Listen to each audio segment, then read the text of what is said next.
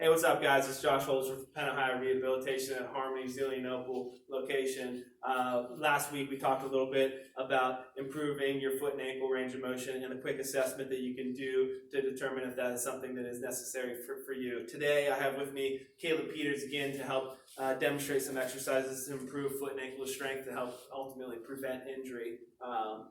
First, I'd like to start off with a 2-to-1 calf raise. We use this a lot for those with Achilles tendonitis or that Achilles tendon pain, back of the heel pain.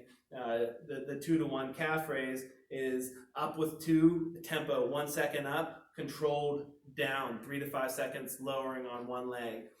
We do this one to promote strength of the Achilles tendon, that eccentric, that lowering contraction develops a lot of strength and stability about the Achilles tendon.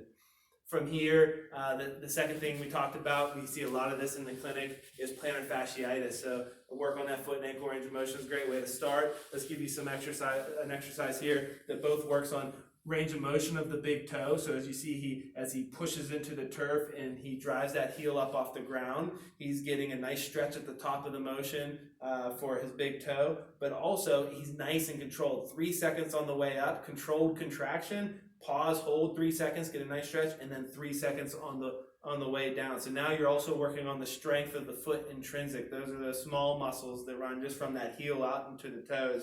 2 to 3 sets of 10 for both of these exercises. Great place to start.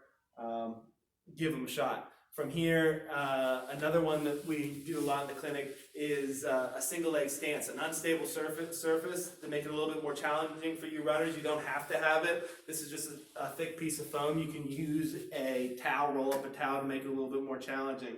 So from here, some points of performance are, if you look at his belt line, that should be nice and level. If you have weakness in your hip or you're compensating for a lack of balance or motion, you see that hip pop out to the side. So use a mirror for some instant feedback. Bring that hip in, tighten up those abdominals, squeeze the glute. The other thing you might notice is a compensation to the other direction. You might start leaning over this hip a little bit to change his center of mass to create some stability about the joints rather than using his muscles. So as much as it is a balance exercise for the foot and ankle, it addresses the whole chain. So from here, we're going to look at the knee.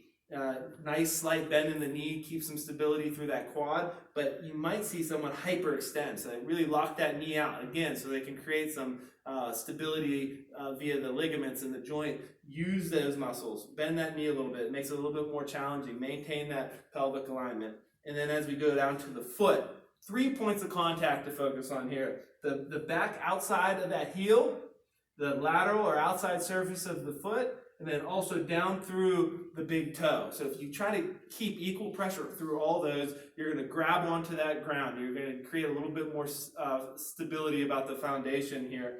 Try to maintain that arch. That should lift up that inside of that arch a little bit.